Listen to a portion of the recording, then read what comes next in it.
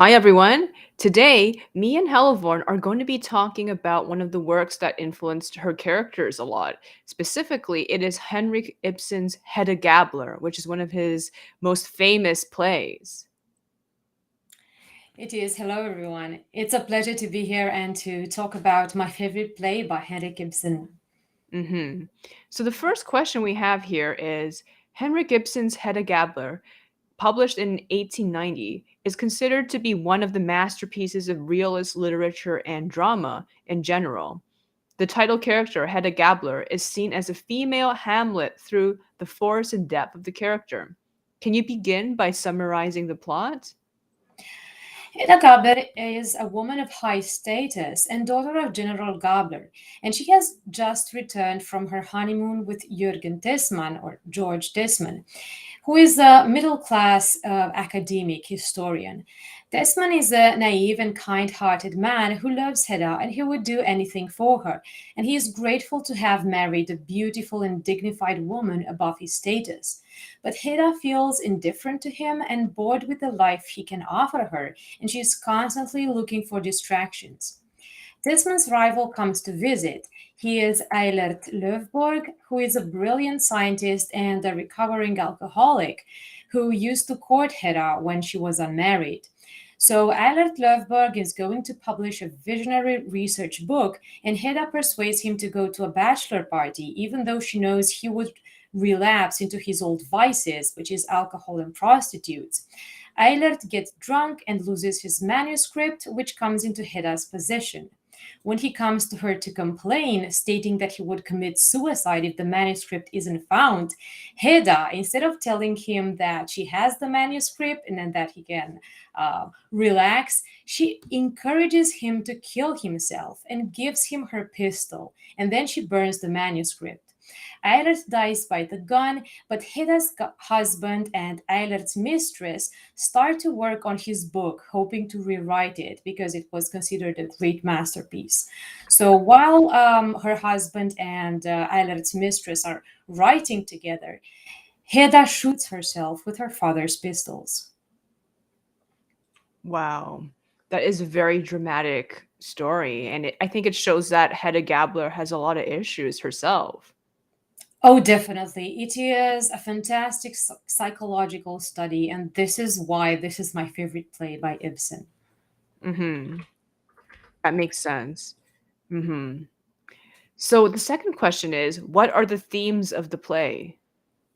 I think the most important theme is power and influence because every character in this play seeks power in one way or another.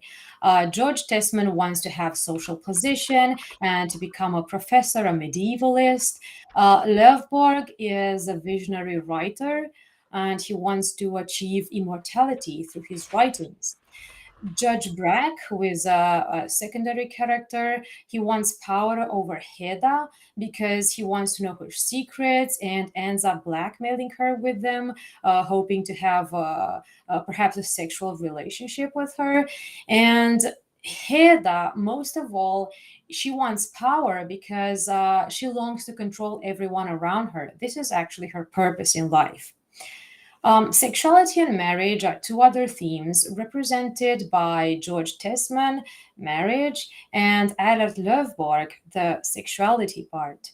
And also society versus individual, because Hedda's flaw is her longing for chaos and transgression, which is censored by an ingrained fear of public opinion, which she tries to overcome, but she cannot. So she believes in the importance of the individual over society in a way, but because she's very individualistic. But it is public opinion that is her greatest fear. hmm I see. So what's Hedda Gabler like as a person? How would you summarize her character traits? I think the title summarizes her really well because in the play she is referred to as Hedda Gabler, even though she is now called Hedda Tesman after she got married. And this is suggestive of the fact that she is, as Ibsen himself put it, she is her father's daughter more than her husband's wife. She used to ride with her father and shoot guns with him, and but he died, and she had to get married. She is still a very independent and intimidating woman. She still shoots her guns in the backyard with no regard to gun safety, I must say, because she's constantly seeking thrills. She's very bored with her life, so she is a thrill seeker, no matter what that means. If that means shooting guns or um, manipulating people, because everything is a power play for her. She wants, as she says in the play, the power to shape human destiny. And what is very interesting is that in her attempt to control everyone around her, she often does very gratuitous, mean little things. So she does terrible things, such as harassing Eilert Løvborg's mistress, Thea, who used to be her high school friend, her school friend. But she also encourages Eilert Løvborg to kill himself. She almost commits murder in this sense, but she also does mean things to every other character around her because she simply wants to create chaos. And this is why she's truly a fascinating and unique character. Definitely. And I can see some of the inspiration that you had for some of your characters, especially Reinvig, who is also, a well-to-do woman who has to get married to someone. And I think she's also afraid of boredom, isn't she? Yes, and very much afraid of scandal. And as we will discuss more about the relationship between Hedda and Eilert Løvborg, we're going to see some similarities between the relationship of Randveig with Oswald. So her desire, Randveig's desire to control people around her, because she's afraid of losing control. So she doesn't do it gratuitously like Hedda does, but she is afraid of losing control herself and of being submissive to other people. So this and the fear of scandal, these are two things that Randveig and Hedda have in common. But in Hedda's desire to manipulate people, sometimes only for the sole purpose of creating chaos, she's a lot like Valdis. I agree. Yes. So compared to other female characters of Ibsen's, like we've talked about, for example, Ellida from Lady from the Sea, and we haven't talked about her yet, but we will. Nora from A Doll's House. How is Hedda like? From what you've told me, it seems like she is also stifled in her life and she feels limited by her position, especially since her father died. So she has no choice but to get married. So how is she like compared to these other characters? Would you say she's more heartless in a way? Because it seems in a way she's a lot more psychopathic in a way than Ellida, at least. I don't know yet about Nora, but definitely more less indifferent than Ellida. Ellida was more of an indifferent, apathetic person who liked to daydream. And then I guess in a way she kind of gets what she wants at the end by choosing her husband. But I don't think Hedda Gabler will ever come to the conclusion, we already know the ending, that she chooses her husband over anyone else or even anyone, really, not even an idea like the sailor for in Elida's story. Like she doesn't care about these things. That is very true. And yes, psychopathic, I think it is a very good way to describe her. Hedda is very selfish. She was called morbidly selfish by the critics, to the verge of pathology. Well, both Nora and Ellida have a dose of selfishness, I think, but it's rather a desire for independence and for self actualization, and also the need to grow rather than to constantly be a support for other people. So they reach a moment in their lives when they want to put themselves first. But Hedda, well, let's give an example, a very telling scene that the play begins with, and which is a really great way to set the scene for what kind of a person she is. An old lady who is her husband's aunt. Aunt Julia comes, and she is really anxious and happy to meet Hedda Gabler, and she has bought herself new clothes and a nice and expensive new hat, and because she doesn't want Hedda to be ashamed of her old aunt.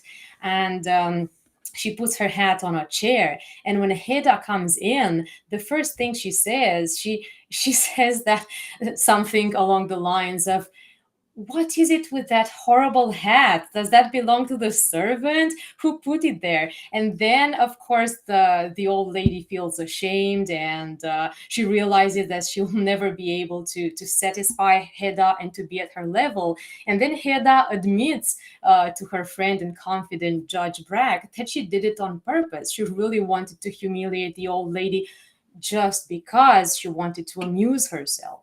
So Hmm. none of the other characters really do this. She takes selfishness to a whole different level, that of pathology even. Hmm. Definitely. So she cares for no one but herself, and people are just a distraction to her. And the only times that she compromises anything is only for the sake of appearance, because, like I said, her biggest fear is that of scandal. But she never compromises for the sake of others. Hmm. Do you think Reinvig is a little less selfish than she is? Oh yeah, much selfish, more selfish. And even Valdez, because Valdez really holds her family in high regard, and her husband and son mean a lot to her, even though sometimes she doesn't know how to express it towards her son Ingvar, but she really cares about them deeply. She may be selfish and manipulative with other people and not care about harming other people, but with her family, she isn't really like this. But Hedda, on the other hand, she really doesn't care about anyone. She also loathes the idea of becoming a mother.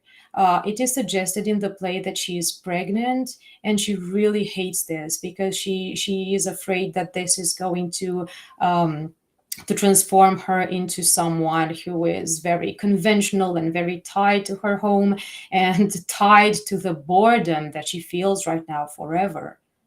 Hmm. I think that's very reasonable for her to fear that. But I mean, she takes it to a new extreme, really.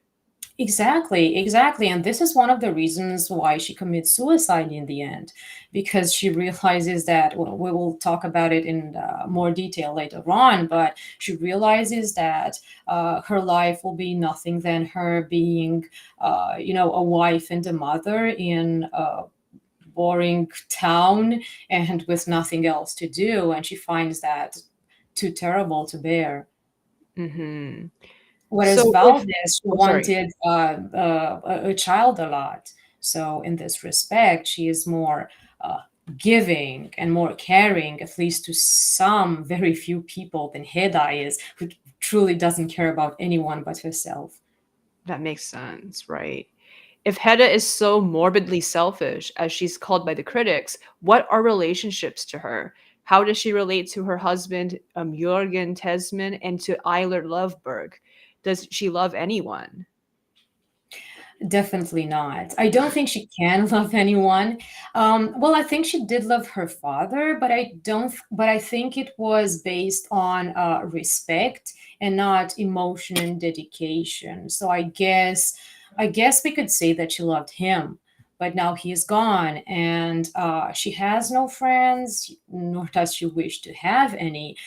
She had uh, well, I wouldn't say that they were school friends, but Thea, who is now Eilert Løvborg's mistress, and actually, Thea says that she was terrified by Hedda during school because she was bullying her whenever she saw her.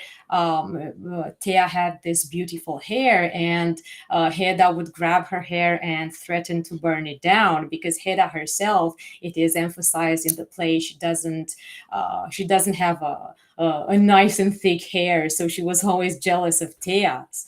So now Hedda, because she wants to learn secrets from Thea, she keeps saying, "Oh, we are such good friends. We used to be friends in school, and now we're going to reconnect."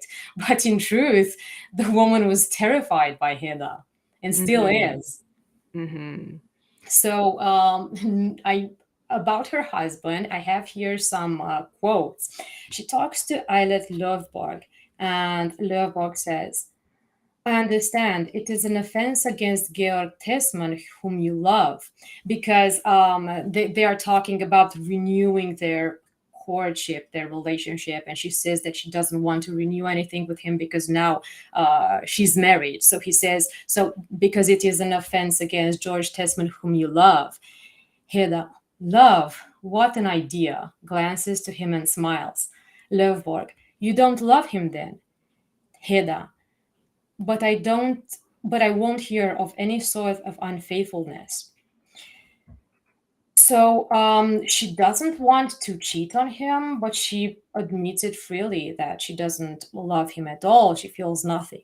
But the man she could have loved is Eilert Løvborg because well, he has nothing of Tesman's respectability and naivety, but he has genius and passion and boldness. So in a way, he is more similar to Hedda because he doesn't strive to submit to society's pressures and expectations, but at the same time, he has the courage and the boldness which Hedda doesn't, because Hedda, even though she hates it, she does submit to these pressures because she wants to appear as proper as possible, even though inside she is seething, so she admires Eilert Løvborg's courage. Well,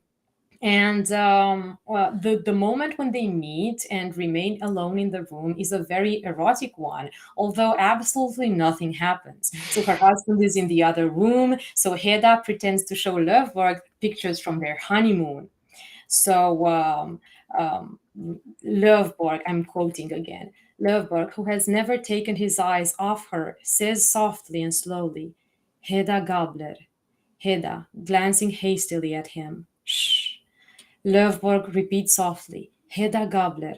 Hedda, that was my name in the old days when we two knew each other.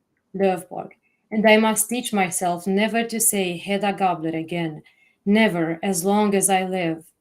Was there no love in your friendship for me either? Not a spark, not a tinge of love in it? Hedda, I wonder if there was. To me, it seems as though we were two good comrades, two thoroughly intimate friends. Smilingly, you especially were frankness itself. Løvborg, it was you that made me so. Hedda, as I look back upon it all, I think there was really something beautiful, something fascinating, something daring in that secret intimacy, that comradeship with which no living creature so much as dreamed of. Løvborg, yes, yes, Hedda, was there not, when I used to come to your father's in the afternoon, and the general sat over there at the window reading his papers with his back towards us, and we two were on the sofa, always with the same illustrated paper before us. Løvborg, yes, Hedda. And when I made my confessions to you, told you about myself, things that at the time no one else knew, there I would sit and tell you of my escapades, my days and nights of devilment. Oh, Hedda, what was the power in you that forced me to confess these things? Was there not love at the bottom of our friendship? On your side, did you not feel as though you might purge my stains away if I made you my confessor? So he implies that he was living this wild life with a lot of sexual escapades, and Hedda was always goading him to tell her more and more because she was very interested in the topic. But he believes that she was trying to save him, to cure him of his flaws. But in fact, she really did not. What she wanted to do was to look into to find out more about a world that she's supposed to know nothing about. And this is what she says. She says, no, not quite. Do you think it quite incomprehensible that a young girl, when it can be done without anyone knowing, should be glad to have a peep into a world which she is forbidden to know nothing about, a world of men? a world of sensuality and debauchery and passion. So she's living through him. She doesn't want to be with him. She would like to be him and to enjoy the same freedom that he enjoys. So there is really no love between them. He is, of course, he cannot comprehend her at all in this respect, and he imagines that she is this that she was the kind of woman who wanted to save him, like Thea does, to make him a better person. But in fact, she was trying to influence him to do worse and worse things, only so that she could live them through him.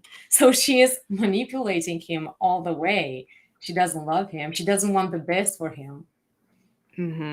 Yeah, she sees everyone as a means to an end for her own entertainment. Exactly, exactly. So it is for her own entertainment, and I really really love how unique this character is, and this is why it's my favorite play. And also here in this little line where she talks about how she wanted to catch a glimpse of a world that a young girl is supposed to not know nothing about, I think that Ibsen shows tremendous insight into the female psyche, because we have nowadays this trope in fiction of the loyal woman who wants to save her errant man through love, but then there was this trope at the time as well, but Ibsen really turns it on its head in 1890, because as in fiction, women in front of a womanizer can be of two kinds. Usually we have the loose woman who gives in to his charm, and then we have the woman who is too virtuous to be interested in sensuality and she breaks away from him. Or we have the one who accepts to be with him because she loves him and wants to change him and to bring him to the right path. But Hedda is none of these stereotypes. She's curious, she's fascinated by the forbidden and by the scandalous and by freedom and sensuality, but this doesn't really mean that she wants to do those things herself. Maybe she would in a different world where the pressures wouldn't be like this upon a woman. And this definitely doesn't mean that she wants to be with that man. Because she isn't in love with him, but with what he represents. She is idealistic in a sense, but she doesn't idealize Löfborg, so she doesn't want to be with him.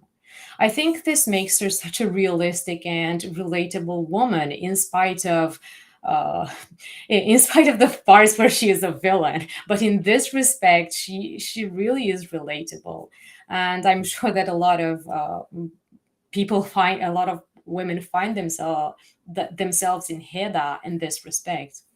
I agree. And Ranveig certainly does, because this is what I wanted to say about her relationship with Oswald. They really have this kind of relationship. Oswald thinks that she is in love with him, but that she is too shy or too hesitant to start a sexual relationship. But the truth is that Ranveig doesn't actually love him. She's attracted to him sexually, but it's more like what he can give her in a sexual way, but she doesn't want to be with him. She definitely doesn't want to marry him. And she's not being coy. She actually doesn't want to be in a relationship with him. Just like Hedda, when Löfborg asks her to marry him, she breaks it off completely because he wanted to bring their relationship into the real and the mundane, whereas she enjoyed all the secrecy and the thrill of it. That makes sense. Does does Hedda Gabler feel sexually attracted to Eilert or not really? Unlike Reinvig. I think she does, but she doesn't want to put it into practice. But I'm sure she finds him attractive. Yes, yes, definitely much more than the other men in her life, and not her husband, and not Judge Brack. But yes, Eilert, yes, but not enough to make her want to be with him. Because of course she could have been with him when she was unmarried, right? But she refuses him even then. Mm-hmm. Hedda Gabler often complains about boredom. How do you explain this boredom? I think that Hedda is characterized by nihilism in the form of this all encompassing boredom, as a sort of an existential boredom, an ennui, right? And the main source of boredom is domestic life. Her roles of wife and future mother simply do not suit her. And she lacks both the skill, because she is definitely not an emotional and caring person, and she also likes the desire for them. So I have a quote here, which where she talks about boredom and about married life and how she views relationship in general. So when Judge Brack comes to visit, they talk about her honeymoon. He's a friend of the family. I mean, he pretends to be a friend of George Tesman, but he actually comes for Hedda, and he looks for times to arrive at their house when George is not at home, so that he can be alone with Hedda. And she really enjoys talking to him, because they always tease each other, but she doesn't like him in any other way, just as entertainment. Okay, so she says, you see, Tesman thinks nothing is so delightful as grubbing in libraries and making copies of old parchments or whatever you call them. Oh, my dear Mr. Brack, how mortally bored I have been. You can surely understand it. To go for 6 whole months without meeting a soul that knew anything of our circle, or could talk about the things we were interested in. And then, what I found most intolerable of all was being everlastingly in the company of one and the same person. So she really dislikes married life. And she wanted to be um, she made him promise before they got married that he would buy her a new and large house and put it at her disposal so that she could host parties, because what she loves in life is having conversation and witty conversation with other people. So but when she realizes that George Tesman is actually overwhelmed financially and he cannot really provide all that, she's very, very disappointed and starts to believe that maybe she made a mistake in marrying him. She says to Judge Bragg that she married him because, I quote, I had positively danced myself tired and I wasn't getting any younger. So she chose Tesman because he could offer her security and because of his correctness and respectability. But even though he is respectable to other people, she doesn't respect him at all because he is naive and he is tame and he is boring. And she actually deeply dislikes all of these things. So she is very um, almost cruel towards him, but he doesn't realize it because he's so naive. Hmm. Right. I think this is actually very different from Reinvig and Aswald, because I don't think Yeah. Aswald is naive, and I don't think Reinvig perceives him as such. Yeah, definitely. And not Aidan isn't naive either, so she doesn't have the kind of relationship that that Hedda does. So maybe she would have been more selfish if she was in that kind of relationship. Hmm. Beauty is something that Hedda talks about repeatedly. What is beauty for her? Well, Hedda doesn't have any intellectual or artistic pursuits, not in the strict sense. She is always longing for beauty, and to her, this means honor, passion, and freedom. And there is a really beautiful symbol of it in the play, which is the vine leaves. As a reference to Dionysus, and there is this repeated vision that she has of Eilert Løvborg as Dionysus. And he is brilliant and bold and intoxicated and passionate. This is how she imagines him when she talks about him. So when she hears that Eilert will come to visit them, she says, I quote, Eilert Løvborg will be here with vine leaves in his hair. Nobody understands what she means. So later on, her husband tells her that Eilert got drunk and went to a brothel, which of course he's really ashamed that he has to tell her this because he thinks it's a terrible thing.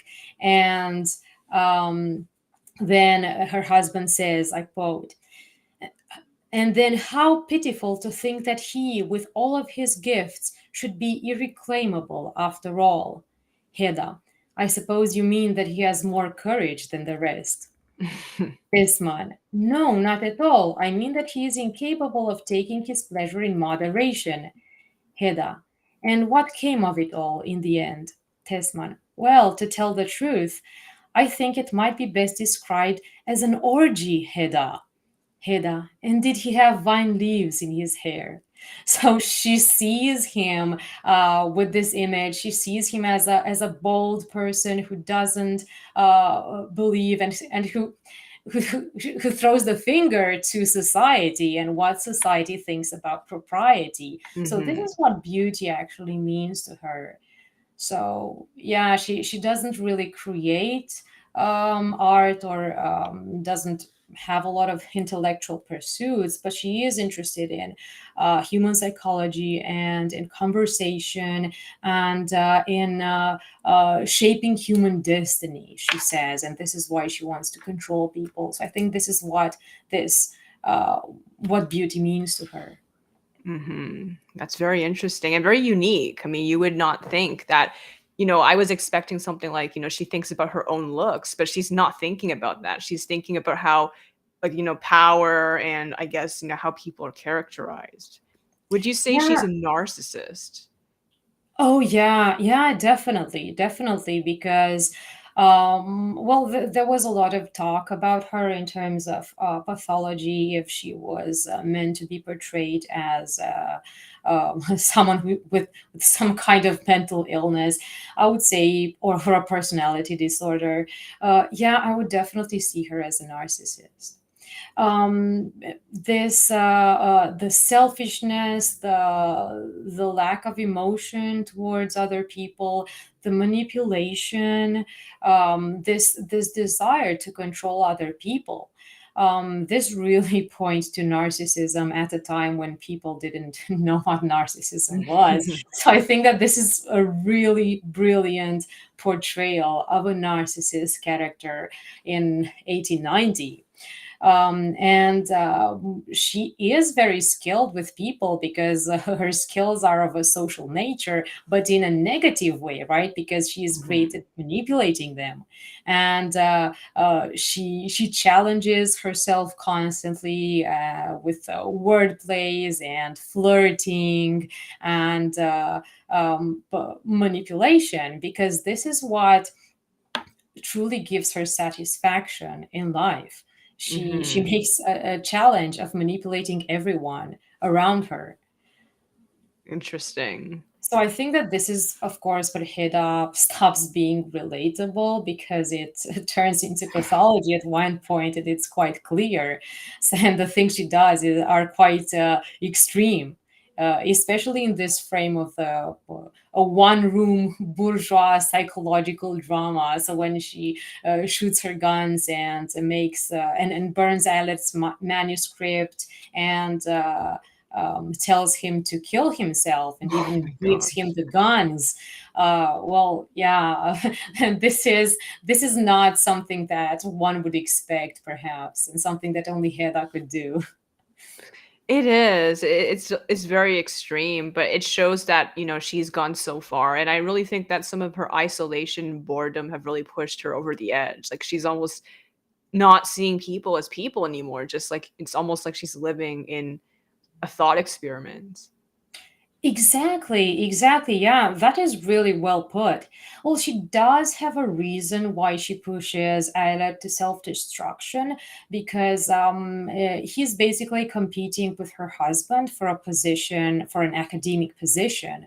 So I guess we could say that she's doing it for her husband, so she is offing his rival, so to speak.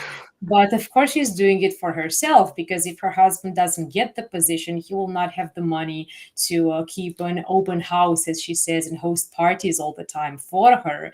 So she is basically doing it for herself. And also, she is doing it, and this is really interesting, because she wants to prove herself that she still has power over Eilert Løvborg like she did when they were young, because now he has a mistress, and I mean he's not married, but the woman is married, so this is why their relationship is sort of a secret. Well, she has run away from her husband to be with him, but this is why I called her his mistress.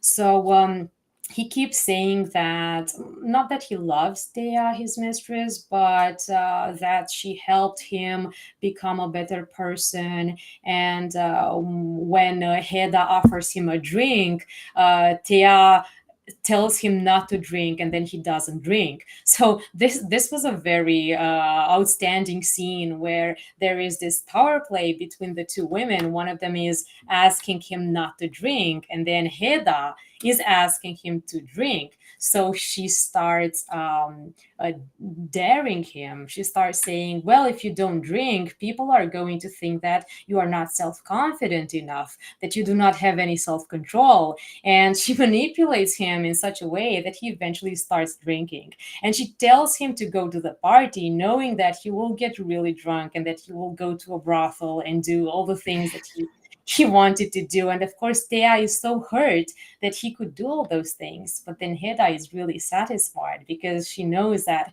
he has abstained for years and years. And now when he came back to her, he relapsed, and it was all due to her. And to Hedda, this is fantastic satisfaction. And of course, the coronation of her satisfaction is when she convinces him to actually end his life. So Right. yeah, definitely a narcissist of the worst kinds. Definitely much more so than Reinweg. I don't think Reinweg would ever do that to Yeah, anyone, really. definitely not. And not even Valdez, because Valdez is manipulative, but not in this way, not in this gratuitous way. She really does have a goal, and her Mhm. goals are not really bad. It's for her family. Mhm. So we already covered this, but the characters that were inspired by Hedda, one of them is Reinweg, obviously. The other one is a little bit unexpected. And, I think most people would not be able to guess who he is. Who is he? It's Ingvar. It's Ingvar because of the nihilism and of the boredom with life and with the ennui. Because, of course, it is manifested different for Ingvar because Ingvar is more apathetic, and he doesn't try to create little entertainment for himself like Hedda does. But I think that at the core of it, there is the same nihilism for them both. And well, Hedda sees death as the only escape from boredom and from loss of control. So, this is why she commits suicide at the end. So, she is Mhm. looking for meaning in the modern world, and she finds that there is no meaning left. This is sort of what Ingvar does as well, and he always gets himself into very extreme and dangerous situations because he doesn't really care if he lives or dies.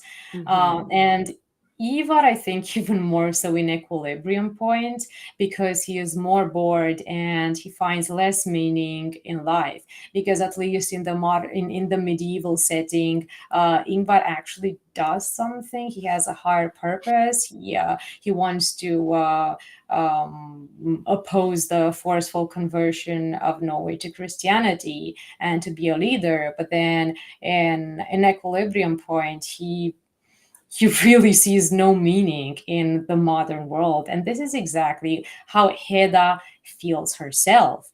And they both find that everything is substandard. They cannot find any satisfaction in anything they do. They both try doing things. I guess Ivar's distractions are, sports and things like that. But they both find everything really substandard in the end. So not even the things that they try to like, not even those are good enough.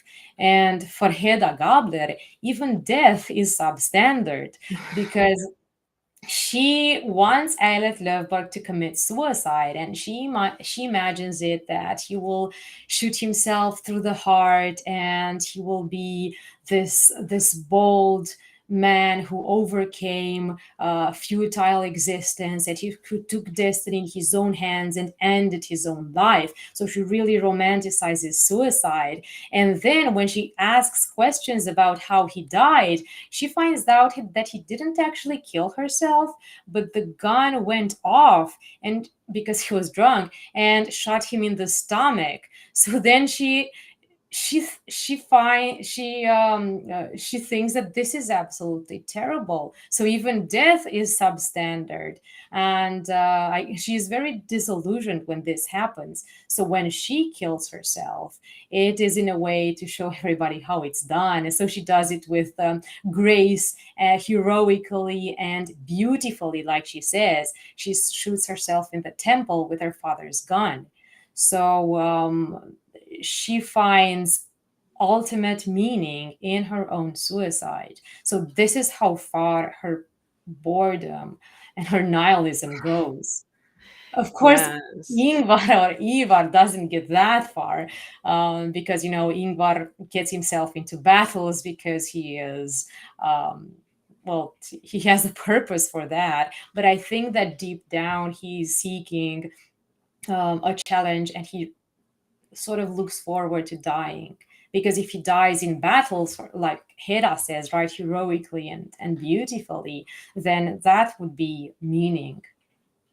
That makes sense. I think Ingvar is someone who tries to define himself through external tasks, such as Mhm. preventing the conversion of Norway to Christianity. But Hedda doesn't even have that. So she's a little bit more like Ivar because she doesn't have this kind of massive goal she can aim towards, right? Especially since she's a woman in the Exactly. late 19th century and she's just ordinary. She's just, married and she's pregnant. But Ingvar is someone from the medieval ages who is, a nobleman and he has so many connections and he's constantly traveling. So that's why his boredom is staved off. Exactly, and this is why he doesn't, and he says that he would not kill himself, but he gets himself into dangerous situations, but he says that he would not kill himself. But for Hedda, well, she saw it as the the only thing she could do to take Hmm. life in her own hands, because she was losing control little by little, and she hated that. Hmm. Ibsen's female protagonists all have a different way of dealing with having no power in their society. Exactly. So even though we were talking last time that this is a theme that is very frequented by Ibsen, that he talks a lot about women feeling trapped, he doesn't repeat himself, because his female characters are all unique, and this theme shows different aspects of society and of the human psyche. So, and definitely Hedda is the most unique of all. And she makes so much sense, and everything is so brilliantly done, or her behavior and her words and everything. And she is still a very unique character. I do not know anyone quite like her in Hmm. fiction, before or She after Ibsen. is. Yeah, definitely. So, how else did Hedda Gabler influence you in your writings? I think that it was Ibsen in general that made me want to portray, um, well, not only psychology more in depth in my writings, but disorders, I think, but in a more subtle way. So, of course, I do talk about bipolar disorder with Valdez, but also I mean, with in Equilibrium Point, but then I deal with it in a more subtle way in the Middle Ages, where it's not really referred to as mental illness. So I think that it was Ibsen that made me want to explore these themes of mental illness more in depth, because he has a lot of that, and at a time when they aren't really named as such, because of Mhm. course psychology and psychiatry were in their beginning. And also, I think I noticed another thing that's similar between you guys' works is that Ibsen always, says a lot through really small actions, such as, the scene where Hedda is trying to get Eilert to drink, right? That says a lot about her and her goals and what she ultimately wants for him. And I think you do that a lot with your works too. A single sentence or an action can really illustrate what a person is thinking and what their intentions are. I'm really, really happy to hear that you think so, because I really love these subtle details, and I what I think and what I'm trying to do is especially to put them in a medieval setting, because for some reason a lot of historical writings don't focus on these small details. They often go more grand scale, but I do try to take these little scenes that out of the context may seem insignificant, but then turn them into symbols, like the like you said, the scene with the drink, like the scene with the hat and with Aunt Julia in the beginning. So little things like that. So I'm really glad that you think that my writings are similar to that of Ibsen's. Definitely, I learned this from him and from other brilliant writers from the past. Mhm. Right. Yeah, I can definitely see the influence, yes. And I agree, I think most historical writings, they're more like fantasy and sci-fi in a sense, like the more epic scale sci-fi and fantasy, where, the focus is mostly on the plot or the world building, and I guess in the historical sense, historical details like this historical figure lived in that time and this is what the clothes look like, this was how society was like, societal structures, and that usually tends to be the focus rather than on more mundane things like what you have explored in your novel Lucky Wolf. That's true, and I think this is why I am so much influenced by literature from the 19th century, because it was a time of change, when it went from this type of writing, and there was a lot of historical writings based on adventures and all the other things that you said, but then it passes on to realism, and so many writings of the time show the confluence between these trends, and this is what I want to show in my historical writings, this Mhm. combination. I think it's a great combination, and I think we should talk more about it in the future because it is such a genre that is not explored, psychological plus historical. Oh yeah, that's true, that's true. Yeah, we should talk about it in more detail. That's right, Mhm. I'd love to. Yes. Thank you so much for coming on. Thank you so much for having me, and thank you everybody for listening. Bye.